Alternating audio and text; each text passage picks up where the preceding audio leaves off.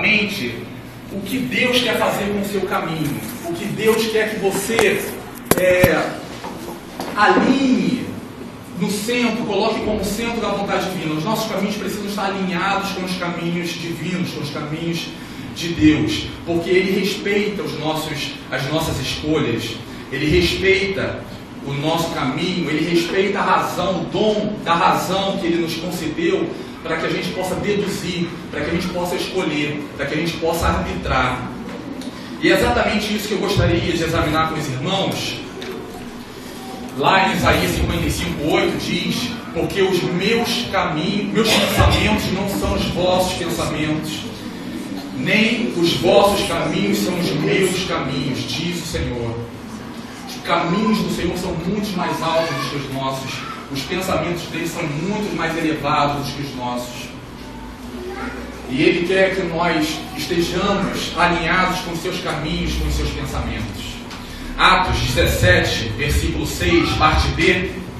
Vamos ler todos juntos? Esses que têm alvoroçado o mundo chegaram também aqui. Atos 17, versículo 6, parte B. Só os homens.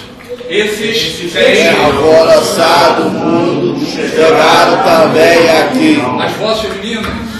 Esses que têm alvoroçado o mundo chegaram também aqui. E as crianças? Esses que têm alvoroçado o mundo chegaram também aqui. Amém. Esses que têm alvoroçado o mundo chegaram também aqui. Parece que onde a gente caminha, a gente provoca um alvoroço. Parece que onde o crente caminha, alguma coisa se mexe, alguma coisa começa começam a se levantar barreiras, começa a haver uma confusão, começa a haver embates, começa a haver brigas, começa a haver questionamentos. A gente, quando dá uma olhada para o panorama do nosso mundo e do nosso Brasil hoje, é mais ou menos isso que está acontecendo, né? Essa onda de casamento homossexual, né? A representatividade que nós temos lá em Brasília, né? Pastores, né? Que estão presidindo a comissão das minorias, eu não sei das quantas, que o irmão sabe o nome do pastor lá, né? No embate que pretende representar a vontade divina, a vontade de Deus. Mas a gente percebe exatamente, não fazendo julgamento de valor, do motivo que o leva a estar lá, a gente vê exatamente que aonde se levanta a palavra de Deus, há uma confusão, né? Há exatamente esses que estão alvoroçando o mundo e que pretendem chegar a algum lugar percorrendo determinados caminhos. Nós estamos sempre escolhendo caminhos, nós estamos sempre escolhendo rumos. Esses caminhos, eles necessitam ser caminhos de vida. Quando nós olhamos para o apóstolo Paulo, quando nós olhamos os caminhos que o levou esses homens, né, os apóstolos, os primeiros discípulos, os primeiros seguidores a formarem a igreja, a gente vê quantos caminhos eles percorreram. Pode passar, Roger, por favor. E eles escolheram caminhos que certamente eram caminhos novos, caminhos que nunca foram percorridos, caminhos que foram escolhidos para que a igreja fosse fundada, para que a igreja fosse lançada, para que a nova fé fosse reconhecida. Vejam só, Atos 16, versículos 6 e 7, gostaria que vocês lessem para que a gente pudesse refletir um pouco. Passando Pela Frígia, pela província da Galácia, foram impedidos pelo Espírito Santo de anunciar a palavra na Ásia. E quando chegaram a Lícia, intentavam ir a Bitínia, mas o Espírito de Jesus não permitiu. Esse é o primeiro aspecto que a gente verifica quando a gente está para fazer uma escolha sobre o caminho, sobre o rumo, sobre as decisões que a gente tem a fazer. Na nossa vida sentimental, na nossa profissão, por onde a gente andar, é que a gente deve ouvir a voz do Espírito Santo. Nessa passagem a gente vê que eles foram impedidos pelo Espírito Santo. O Espírito Santo não permitiu naquele momento na Ásia que a palavra fosse pregada. Passa o vídeo hoje, que passa, por favor. Vejam só, que esse é o mapa da segunda viagem missionária de Paulo. Ele sai de Jerusalém.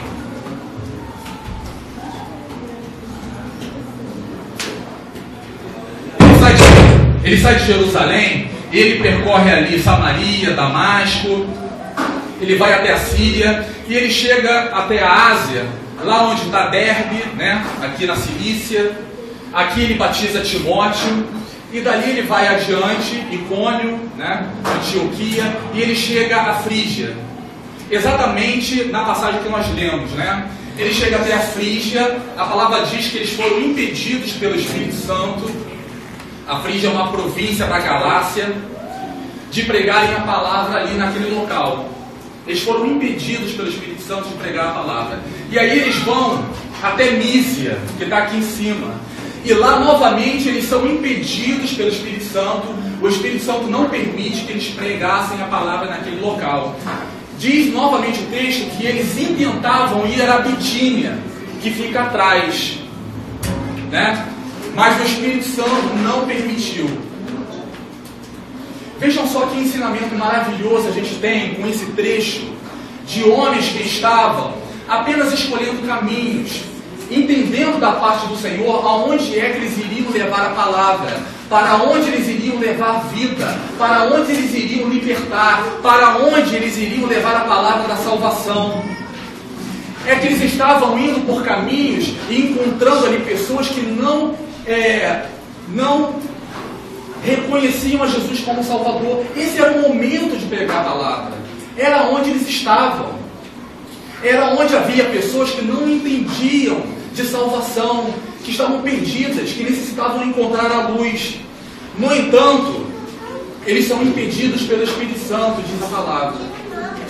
Muitas das vezes, nós olhamos para a esquerda, nós olhamos para a direita, nós olhamos para a Frígia, né? Não há um caminho a seguir, nós olhamos para a esquerda, para a Mísia, nós olhamos para trás, as portas estão trancadas, os caminhos estão bloqueados, o caminho está fechado para que a gente percorra e a gente não tem outra opção da parte de Deus a não ser seguir em frente, a não ser ir à frente, a não ser não desistir.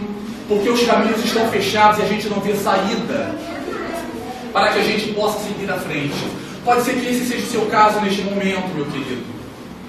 De você não estar encontrando saída na sua frente, nesse caminho que você escolheu. Você está olhando ao seu redor, você está olhando para os lados e você não vê saída. E nesse momento o Espírito Santo está fazendo com que você seja impedido de agir. Só há uma coisa a fazer.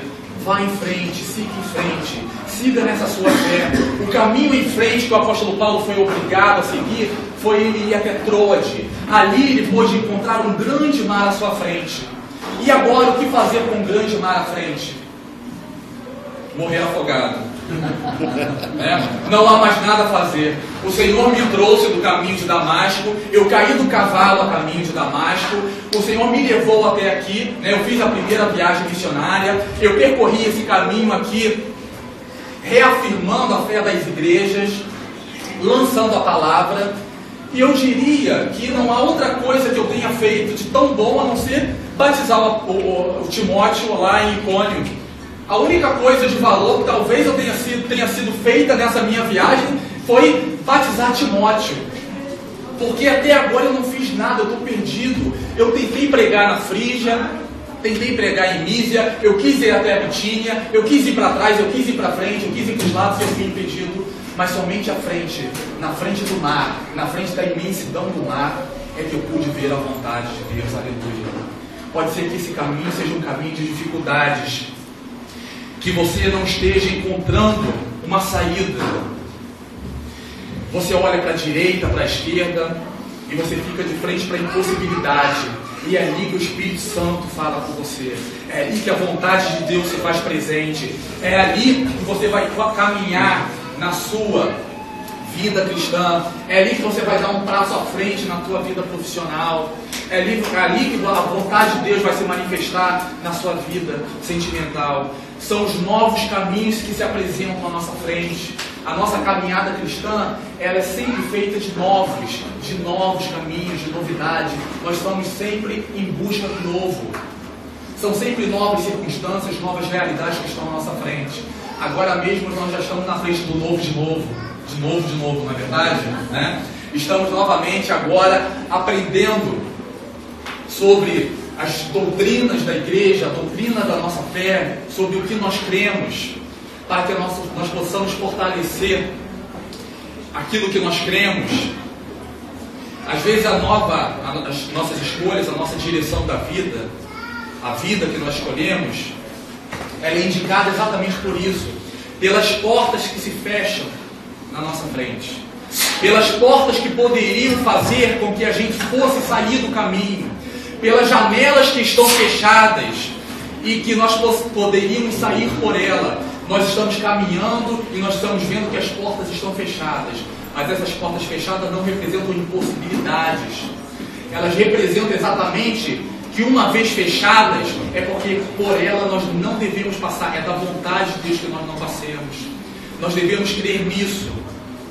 Em segundo lugar, os caminhos de vida, os caminhos que o Senhor tem traçado para nós, os caminhos que estão lá para mim, mostram, experimentam, servem para experimentar o nosso relacionamento com Deus. Os caminhos que eu escolho servem exatamente para isso, para experimentar o nosso relacionamento com Ele, para levar-nos a reconhecer a sua voz. Lá em Atos 16:10, fala exatamente sobre isso. Vamos ler, por favor. Concluindo, o Senhor nos chamava para anunciar o Evangelho. Ali quando Paulo estava em Troade, depois dessa impossibilidade dele seguir adiante, ele em oração, um varão, se apresenta a ele, o varão da Macedônia, num sonho, e na palavra diz que ele pede ajuda para que ele passasse a Macedônia. Ele estava em Troade, ele estava lá na frente do mar, e aí ele conclui exatamente, versículo 10,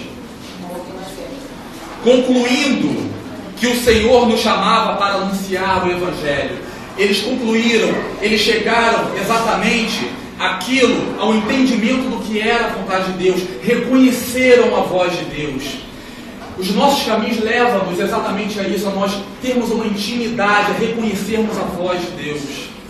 Seria possível hoje, na frente do mar, na frente da impossibilidade, na frente das portas que estão fechadas, você entender a vontade de Deus, você reconhecer a vontade de Deus, os caminhos de vida, que são os caminhos que Deus traça para você, servem para experimentar exatamente a nossa fé nele e para que nós cheguemos a conclusões sobre a sua vontade. E isso por um motivo muito simples, porque o Senhor ele respeita a nossa decisão. Eles concluíram, eles chegaram exatamente àquilo que o seu intelecto chegou àquele ponto. Eles chegaram à conclusão fundamentados naquilo que eles estavam testemunhando. À nossa frente chega uma série de circunstâncias que fazem com que a gente também chegue a conclusões sobre os caminhos que nós devemos traçar, sobre os caminhos que nós vamos percorrer. Será que nós estamos preparados para lermos as situações e lermos as circunstâncias que estão acontecendo conosco?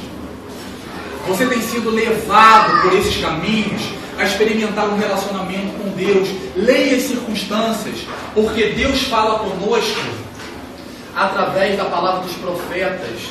Deus fala conosco através da sua palavra, através da Bíblia. Mas Deus fala conosco através das circunstâncias. As circunstâncias têm falado o que com você? As portas que estão trancadas ou que estão abertas têm falado o que com você? E aí quando a gente olha para os caminhos do apóstolo Paulo, de Silas, de Timóteo, a gente vê que esses caminhos os levaram a um bocado de sofrimento, mas os levaram também à liberdade, nos levaram ao regozijo, nos levaram à libertação, nos levaram aos caminhos que nós andamos hoje. Vejam só, faça por favor, Luz.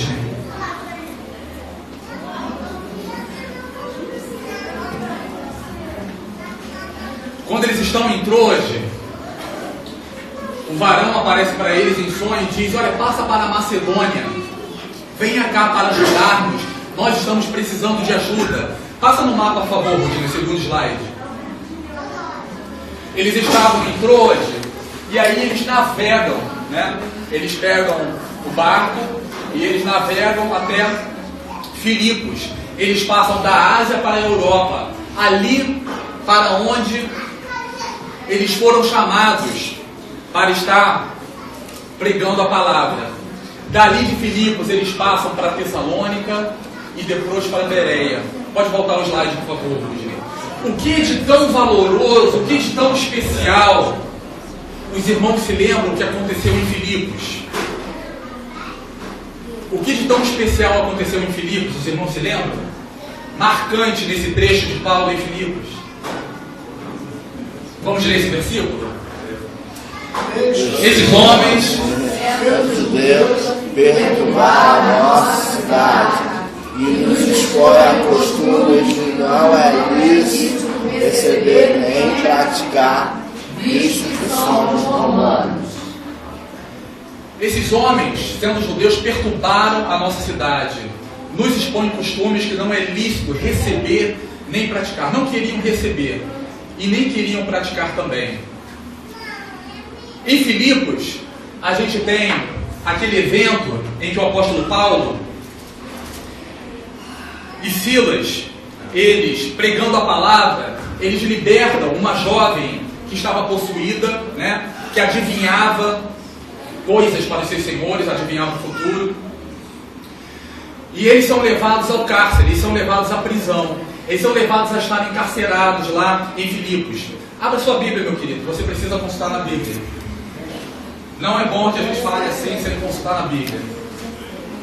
Lá em Filipos, nesse capítulo 16 de Atos, eles estão presos, eles são levados ao cárcere interior. Diz a palavra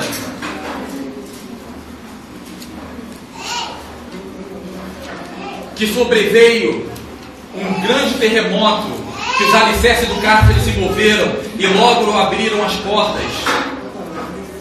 E foram soltas as prisões de todos. Acordando o carcereiro e vendo abertas a prisão, tirou a espada e quis matar-se, cuidando que os presos já tinham fugido. Em Filipos a gente tem exatamente o momento de prisão, o momento em que eles estavam privados da sua liberdade. Mas apesar da prisão, a prisão ele serviu para que eles pudessem pregar a palavra e ali pudessem experimentar também a liberdade. Através dos louvores, as prisões se abriram. Aquele carcereiro que viu que naquele momento as prisões estavam abertas, saca a espada para que pudesse se suicidar, foi salvo juntamente com toda a sua família. Que maravilha a gente ver que nesse momento de prisão, que nesse momento de fardo, que nesse momento em que eles poderiam julgar, olha, nós fomos trazidos a Filipos, nós navegamos por todo esse mar, aqui nós fomos presos, e eu acho que esse momento, esse rumo, esse caminho, não era a vontade de Deus. Essas portas que nós entramos, essas portas que nós passamos por ela, foram portas erradas, foram rumos errados. Mas ali naquele momento de ausência de liberdade, de prisão, eles puderam proclamar a liberdade para o carcereiro e toda a sua família. Ali em Filipos, a palavra de Deus pôde ser lançada para que ele pudesse ser liberto. Em Filipos, nós podemos também sermos privados da nossa liberdade. Em Filipos, nós podemos também, de repente, questionar a Deus sobre aquele caminho que nós estamos andando, se aquele caminho é o caminho correto. Havia todas as circunstâncias, tudo estava traçado, o cenário estava traçado, para que o apóstolo Paulo pudesse dizer, olha, eu estou aqui e não é da vontade de Deus. Eu saí de Jerusalém, eu percorri todo aquele caminho da Ásia, eu fui impedido de pregar a palavra, eu naveguei o mar, vim até a Europa, desci em Filipos, e olha só onde nós estamos encarcerados. Ausência de liberdade. Questionar a Deus sobre a sua vontade na vida dele. Mas ele estava certo de que aquele caminho escolhido era o caminho correto. Uma vez escolhido o caminho, uma vez escolhido o rumo, uma vez que você está certo de que o caminho escolhido é o caminho correto, não abra mão do seu caminho. Se você entendeu da vontade de Deus, que aquilo é vontade dele, então não abra mão do seu caminho, apesar das circunstâncias desfavoráveis. Você pode estar sendo levado a provar a sua fé. Você pode estar sendo levado à dificuldade. Mas você, uma vez escolhido o caminho, não questione, apenas siga em frente. Porque esse caminho vai ser o caminho que vai promover a liberdade. Vai fazer com que a mensagem seja proclamada. Vai fazer com que a sua vida se testemunhe da vontade de Deus. Não duvide disto. Em Filipos é o lugar da prisão, mas também é o lugar da liberdade. E aí lá em Filipos, quando eles são presos, eles são libertos depois de receberem, dos magistrados a sua liberdade, e aí vão para Tessalônica. Por favor, Rudney. Tessalônica, eles experimentam novamente perseguição. Tessalônica, eles experimentam novamente aquilo que poderia levá-los a questionar a vontade de Deus na vida deles. Vejam só, por 3 sábados, vamos ler todos, disputou com eles sobre as escrituras, expondo-lhe a questão que convinha que o Cristo padecesse e ressuscitasse dos mortos. Mas eles foram chamados por Deus para irem à Europa, para passarem da Ásia, foram impedidos de pregarem na Ásia para ir até a Macedônia, para irem até a Grécia. Então, por que motivo nada estava dando certo? Por que motivo havia tanta resistência ao Evangelho em Filipos? Havia tanta resistência ao Evangelho em Tessalônica? Por 3 sábados, como era de costume do apóstolo Paulo, ia até a sinagoga, disputar com eles sobre as Escrituras, expondo e demonstrando que Cristo padecesse, que Jesus era o Cristo, que Jesus era o esperado, que convinha que ele padecesse e ressuscitasse dos mortos. E este Jesus que vos anuncio, dizia ele, é o Cristo. Quanta resistência durante 3 semanas, 3 sábados, disputando com eles na sinagoga. E aí o que acontece ali é uma perseguição, nesse versículo maravilhoso que nós lemos. Olha, estes que têm alvoroçado o mundo chegaram também aqui. A fama deles já percorreu todo lugar. O que eles pregam, o testemunho deles, os caminhos deles, os costumes deles já chegaram até aqui. A proclamação da palavra, esses ventos novos já chegaram até aqui, porque eles estão alvoroçando o mundo. Eles estão perturbando o mundo com essa nova doutrina. É a nossa função, é aquilo que, para o que nós fomos chamados. Revolucionar o mundo com a palavra da salvação, com as boas novas do Evangelho. E aí o que acontece? Os judeus, capítulo 17, versículo 5 em diante, diz que os judeus desobedientes, movidos de inveja, fizeram o quê? Vamos arrumar uma galera. Já viram esse negócio de galera? Antigamente, quando eu era criança, tinha negócio de galera que era um problema sério. A turma de cima não se dava com a turma de baixo, Era um negócio de escola meio estranho, que a galera queria pegar a gente e tudo mais. O que os judeus fizeram? Arrumaram uma galera parruda. Diz a palavra que era entre os vadios da cidade, era entre os perturbadores da cidade, era entre os homens violentos da cidade. E começaram a alvoroçar a cidade, começaram a perturbar a cidade, E aí o que fizeram? Arrumaram uma galera parruda, homens maus, Entraram na casa de Jason, coitado de Jason, Pagou o pato. Levaram Jason Pedro na frente dos magistrados. porque não acharam Paulo e Silas, né? E a outra turma, a outra galera, né? E falaram para os magistrados, eles estão pregando que existe um outro rei além do imperador. Vejam só, judeus, né? Torcendo a palavra, falando, agora tem imperador, né? Para os judeus, então agora servia. Então estão pregando que existe agora um novo rei. Que história é essa, né? E aí a turma de Jasão diz, não, mas não é nada disso, né? Botaram panos quentes, pagaram lá para serem libertos e foram embora. Versículo 17. Capítulo 17. Versículo 10. E logo os irmãos enviaram de noite Paulo e Silas a Bereia, e eles chegaram lá e foram à sinagoga. Em Tessalônica, onde houve disputa com os judeus na sinagoga, alguns deles creram. Disputaram 3 sábados, foi algum tempo, deu um pouco de trabalho, mas era um lugar de persistência.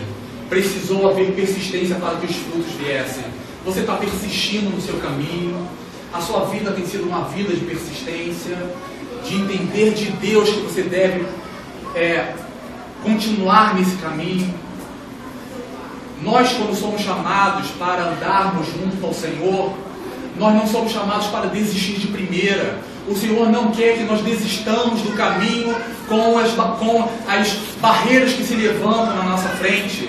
O Senhor quer homens fortes, quer homens valentes, quer homens persistentes, que entendem dele o caminho que seguiram, o caminho que escolheram.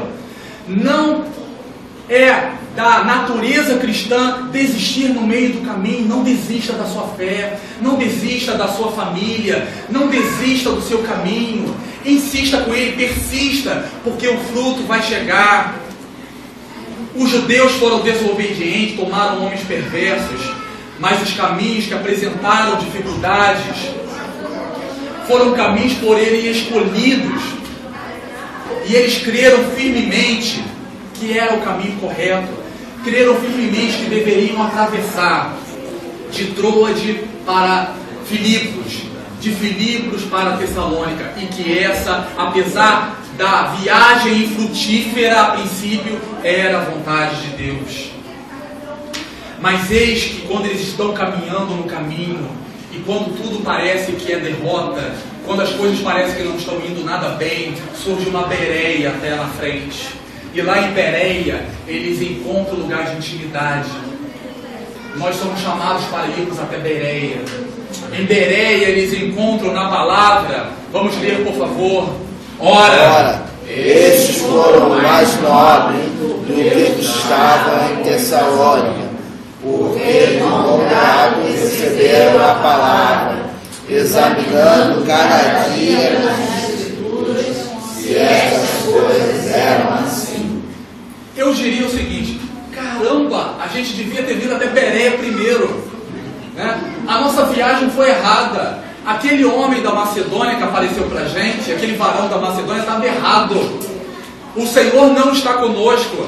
A gente foi preso, a gente passou dificuldades em Tessalônica, a gente fugiu, o pessoal que arrumou, quis caçar a gente, quis matar a gente lá em Tessalônica, e agora a gente está Bereia. Aqui é tranquilidade, aqui é só amor, aqui é a paz. Os crentes, os judeus, os não judeus, né, principalmente os gregos de Bereia, eles eram mais nobres, eles eram mais educados, eles estavam mais receptivos à palavra, e ali eles puderam pregar a palavra.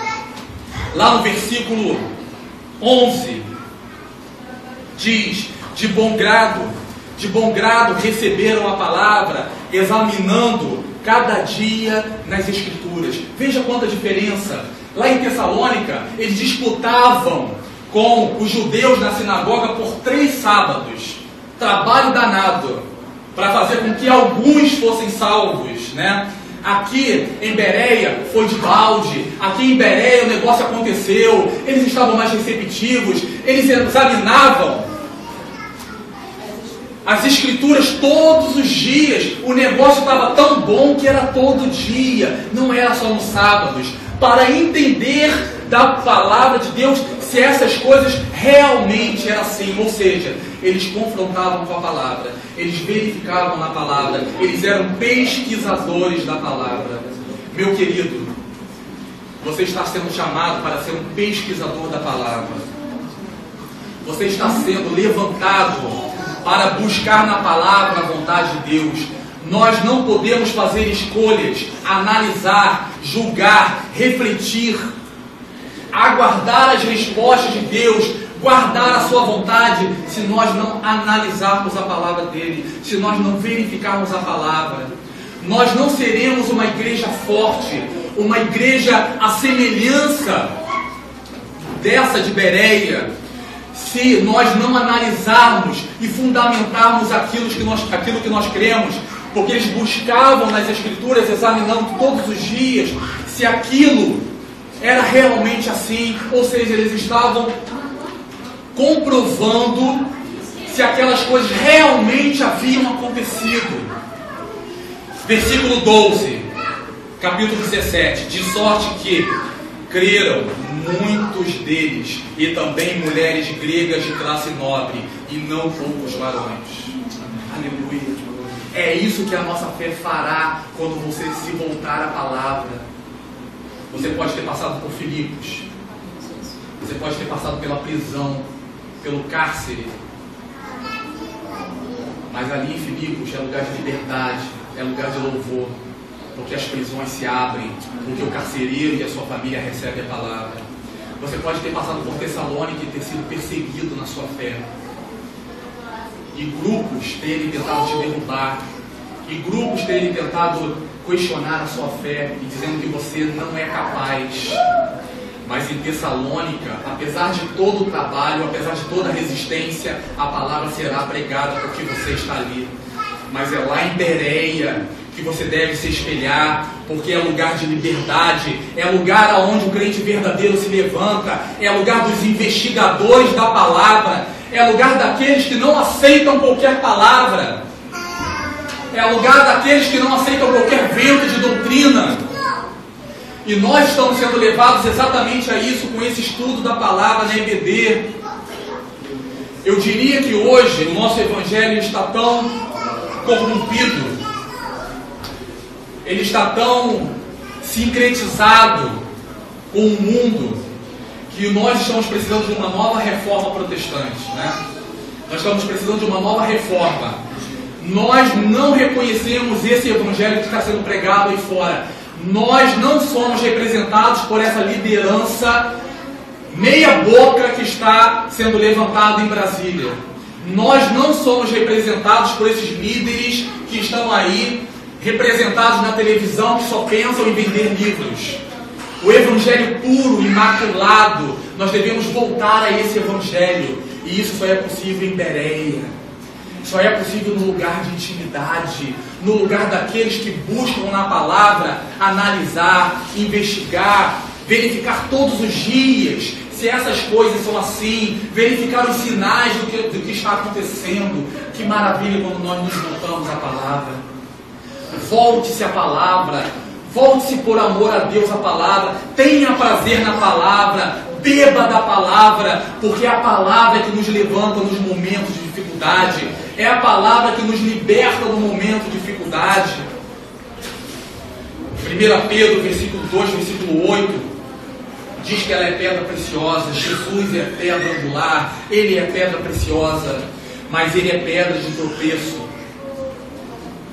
e de escândalo para aqueles que tropeçam na palavra, para aqueles que não conhecem a palavra. Ele é pedra de tropeço.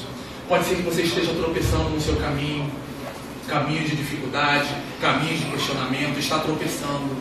Mas veja, esse caminho é porque você ainda não se voltou à palavra, você ainda não entendeu da palavra. Volte-se à palavra. Quando nós buscamos esse caminho de vida, ela serve para nos levar para um caminho só, para um entendimento só, para Atenas.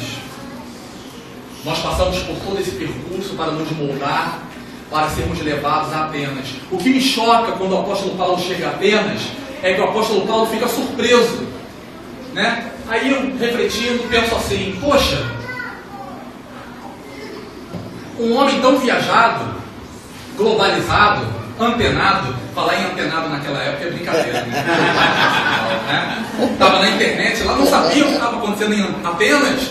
Será possível que ele não reconhecia que a Grécia era um problema muito sério? Atenas, apóstolo Paulo, quando chega lá, ele fica. Vamos ver, por favor. E enquanto Paulo esperava em Atenas, o seu espírito se comovia em si mesmo, vendo a cidade tão entregue à idolatria. Por que ele passa a Atenas? Porque ele estava em Bereia, ele pregou para os crentes de Bereia, o pessoal se envolve na palavra, volta a palavra, examina todos os dias as escrituras, né? Joga rede, vem um monte de servos do Senhor lá, naquele momento, que recebem a palavra, mas eis que a galera, novamente a galera, os judeus, de Tessalônica, sabendo que eles estavam ali na cidade vizinha, em Bereia, eles estão lá, eu vou lá atrás com a minha galera pegar eles, e vai lá atrás do apóstolo Paulo novamente, criar confusão. Capítulo 17, versículo 12, versículo 13. Mas logo que os judeus de Tessalônica souberam que a palavra de Deus também era anunciada por Paulo em Bereia, foram lá e excitaram as multidões.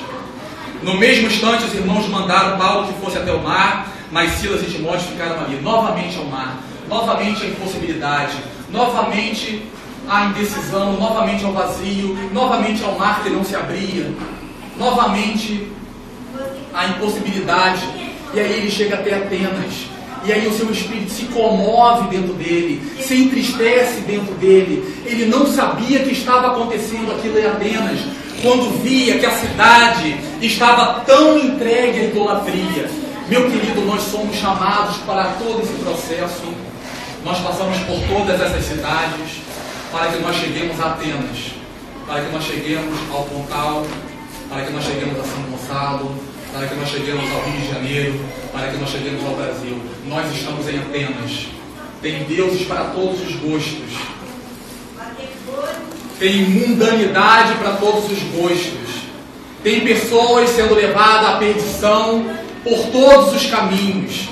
E nós somos provados no nosso caminho, nas nossas escolhas, para que em Atenas nós sejamos despertados da nossa tristeza, para que o nosso espírito se mova em nós mesmos, para que nós choremos em nós mesmos, pelo nosso país, pelos nossos irmãos, pelos nossos vizinhos, porque ele viu ali que o mundo, que a sociedade estava corrompida, absorvida por aquelas novas doutrinas. Lá em Atenas, vários grupos se levantavam.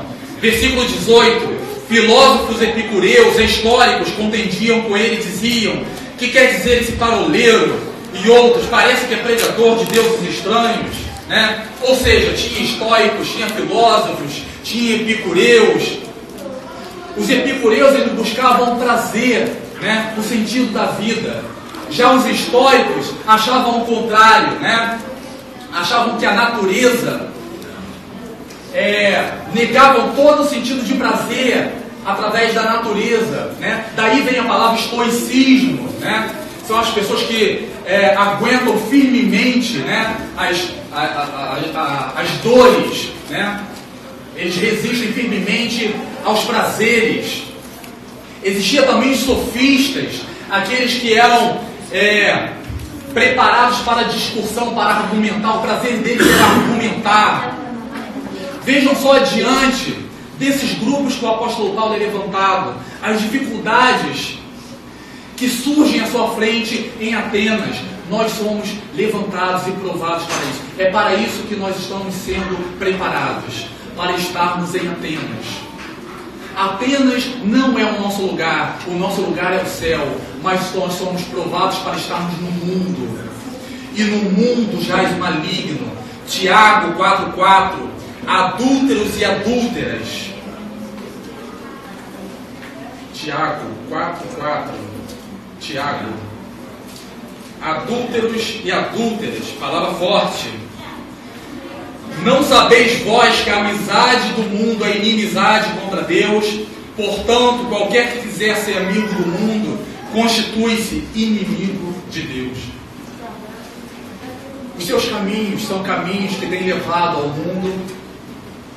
Veja se as suas escolhas não são escolhas que têm batido de frente com a vontade de Deus e você tem sido levado ao sofrimento. O Senhor quer que você ande, trilhe caminhos de vida.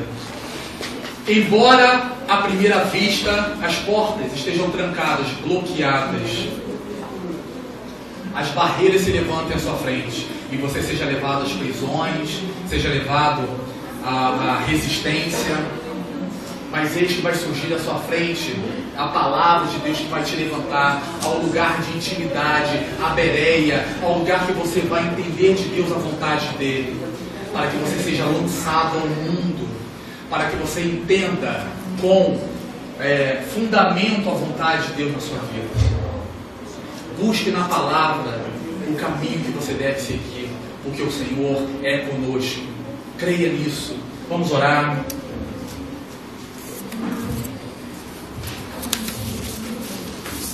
Grandioso Deus Pai amado, nos curvamos ante a Tua palavra neste momento, Senhor, pelos exemplos que têm sido deixados a nós, ó Pai, pelos Teus servos que passaram por tantas dificuldades, no surgimento das primeiras igrejas, Senhor, quando lançaram os fundamentos, ó Deus, da fé daqueles cristãos e que permanecem para nós até os dias de hoje, Senhor.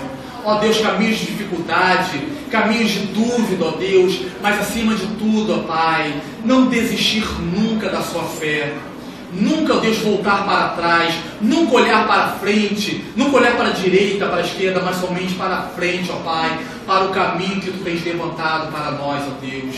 Pode ser um caminho de dificuldade, um caminho pedregoso, Pai, mas haverá dias de libertação, quando nós buscarmos na Tua palavra e examinarmos a Tua vontade, ó Deus, na palavra. Ó Senhor, dá-nos o desejo de buscarmos na Tua palavra, Deus, de amarmos a Tua palavra, Senhor, porque ela há de nos libertar e há de abrir, ó Deus, novas possibilidades à nossa frente. Ó Senhor, hoje nós fazemos esse propósito para Ti. A minha igreja neste momento quer fazer esse propósito para o Senhor hoje. Você quer fazer esse propósito, você está com questionamento diante do Senhor, se você está com dúvida do Senhor, esse propósito é o propósito que vai entender da parte do Senhor a partir do momento que você se voltar para a palavra, a partir do momento que você examinar nas Escrituras todos os dias. Esse é o compromisso, esse é o propósito da minha igreja, porque essa igreja vai buscar na palavra todos os dias, vai examinar todos os dias nas Escrituras, verificando se isso realmente é da vontade de Deus. E em dado momento um varão vai se levantar na sua frente e vai dizer: passa para a Macedônia, prega a minha palavra, e você vai entender claramente a vontade de Deus na sua vida. Aleluia, creia nisso. Senhor, nós entregamos os Teus servos na Tua mão, e nós cremos, ó Deus, através desse propósito levantado, de que a Tua vontade há de falar altamente em nossos corações, ó Deus. Nós que andamos por caminhos duvidosos, ó Pai, estamos cheios de dúvidas, ó Deus, sobre o que nós devemos fazer em tantos segmentos da nossa vida, mas nós vamos entregar todos eles no Teu altar neste momento. Eu entrego a minha família, eu entrego meus filhos. Ore neste momento, ore, ó Deus, ore alto, meu querido. Eu entrego a minha família, ore alto, eu entrego o meu trabalho, eu entrego o pastor Wilson, eu entrego a missão do portal da rua aqui de trás, eu entrego o templo que será levantado. Eu não sei o que será desse projeto, Senhor, eu não sei qual é a Sua vontade. Em nome de Jesus. Eu entrego os novos estudos da EBC, Senhor. Eu entrego, Deus, o meu vizinho que não conhece a Sua palavra. Eu entrego os meus amigos, Senhor. Ó Senhor, põe os nossos caminhos nas Tuas mãos, Senhor. Nós não sabemos os caminhos, mas Tu sabes, ó Pai, em nome de Jesus. Fala, Senhor. Fala para o meu irmão que está doente nesse momento, Pai. Ó Pai, Fala através dessa doença, Pai. Fala através da depressão, Senhor. Que essa depressão seja um caminho também Toca para seu o coração, Pai. Pai, em nome de Jesus. Esse meu irmão está sendo jogado na prisão neste momento, Liberta ele, ó Pai. Pai. Ó Senhor, abra a prisão neste Oh, momento, louvado Pai. seja teu nome, Através dos Senhor. louvores, Senhor. Amém. Louvado Promove seja a teu nome, libertação, Senhor. para que nós tenhamos mais intimidade em Bereia, Em Senhor. nome de Jesus. Ó Deus, quando nós estivermos no mundo, em Atenas, ó Glória a Deus, Deus. que nosso espírito se comova dentro de nós e que nós choremos lágrimas, mas também nos voltemos em ação para a proclamação da Tua palavra. Em nome de Jesus. Amém. Glória a Deus. Meu querido, fique de pé agora, nós vamos estar encerrando nosso culto. Culto é sempre tempo de celebração, por maior que seja a sua luta, por maior que seja a sua batalha. Nós vamos estar cantando um cântico agora que fala que é um tributo a Jeová, que quer dizer Jesus em havaiano, né? A gente vai cantar esse cântico agora bem alegre, bem feliz. Você vai estar dando um abraço